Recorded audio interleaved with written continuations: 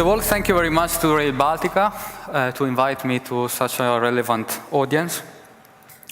My presentation is slightly different than the others because I'm not talking about the Rail Baltica project. I will provide an external view. You know much more than me about Rail Baltica. I will try to present some of the comparable studies and comparable projects that might be of some interest to the Rail Baltica community. So the first benchmark I want to introduce is the pipeline project. Okay? So in a way, Rail Baltica is unique. This is absolutely true. But it shares some challenges, also governance and management challenges to other projects, such as the pipeline projects. Similarly to Rail Baltica, pipeline projects are cross boundaries. They involve different countries with strong national interest. And I think we can have some, we can learn something from those projects because they are widely developed worldwide. The organizational structure presented is from the Nabucco pipeline, which shares some similarities in terms of organizational structure with the Rail Baltica. And some of the challenges in Nabucco was to address specific tensions between the project interest and the national interest, between public objectives and private objectives, and looking at the trade-off between the foreign policy and the industrial policy of the various countries involved. What we can learn from this project and similar projects is that one of the critical killer for this kind of organization is the scope change. So scope change tends to occur. New countries want to get involved. Some countries want to go out. And sometimes the original project scope change completely, which affects the ability to deliver the project on time and on budget. Another comparable in the organizational term is the project finance structure, because in a way Rail Baltica adopted a structure. For who is not familiar with that, in a nutshell, the traditional corporate financing involves the sponsor who borrows the money from financial institution, invests this money into the project, and generally speaking, the sponsor provides some form of collateral to the financial institution, which is different to the case of the project finance, where a brand new company, which is called special purpose vehicle, is incorporated by the sponsor to borrow the money on their behalf. The problem there is that this new company has no asset, has no capability, is a brand new company, and is highly leveraged. So why financial institutions provide money to this new company? There are different answers. The answer I want to emphasize in this presentation is relates to the governance. And generally, in project finance, there are very strict governance mechanisms to limit the risk associated to lenders.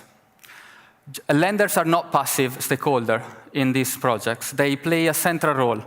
You can see them as a kind of watchdog for the project because effectively their capital is at risk. So what we can learn in project finance is that it's very important to introduce independent auditor for the acceptance of any of the performance of the external contracts, particularly for the construction. This is something very important in the project finance literature, the legal literature. And sometimes lenders play a sort of decision-making for inside the SPV itself. Sometimes they appoint a shadow director with veto powers that might block some specific decisions if they perceive it is critical for their exposition to risk. Another problem which is classic in project finance is the conflict of interest, because generally the sponsor play two main roles. From one side, they are a contractor, but equally they are a sponsor. So what you don't want is that the for example, a contractor inflate a specific contract because in a way is able to drive and to affect the decision making inside the SPV. And the remedy available in the legal literature is there are specific mechanisms, for example, exclude the appointed directors by the contractor to take any decisions related to the EPC contract. This is our just example, but are important example because the recent studies shows that this mechanism seems to be very successful. For example, this is a research, the Megaproject Construction is a European research that studies statistically about 50 European megaprojects, mainly in transport and in energy. And what they find out is that there is a strong correlation between the application of this governance structure and the ability to be on time and on budget during the construction.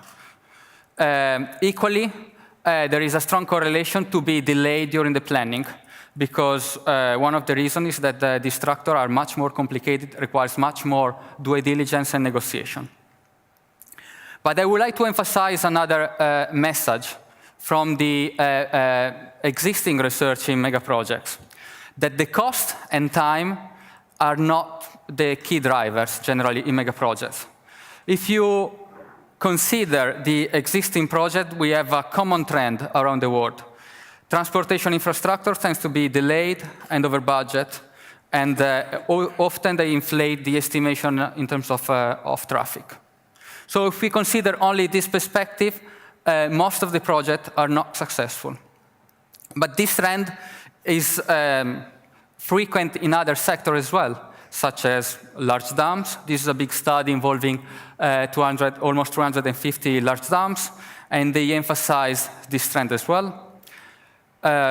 You've got the reference if you want to learn more about this. And the same trend is also emphasized in industrial megaprojects, such as in the oil and gas, petrochemical facilities, chemical facilities, and the mining industry. And again, statistics tell us that these projects are generally late and over budget. So why we develop megaprojects is not to be on time and on budget solely. The real point, which is stressed by the project management community, is that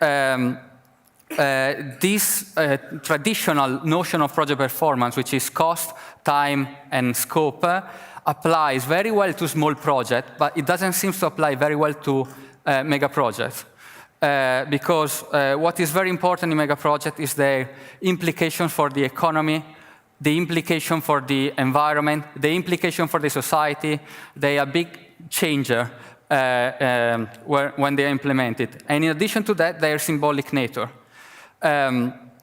For example, you've got a good case study, which is displayed there, is the Thames Barrier, which was late and over budget, but is widely considered as a huge success because it prevents the flooding in London. And if you have a flooding in London, the damage related to that flooding exceed the delay and the over budget problem occurred during the delivery phase of the project. And there are other examples in the mega project. So I just want to emphasize this message, which is different to the message I heard this morning. So in conclusion, my presentation just wanted to introduce some benchmark for organizational settings. I want to emphasize that you shouldn't read the performance of mega projects. We don't know yet about Rail Baltica, only in terms of be on time and be on budget, because that's not the point. Another final remarks I want to say is that the existing statistic of megaprojects shows that megaprojects tends to be either extremely well or extremely bad. And I hope Rail Baltica will be a success. Thank you very much for your attention.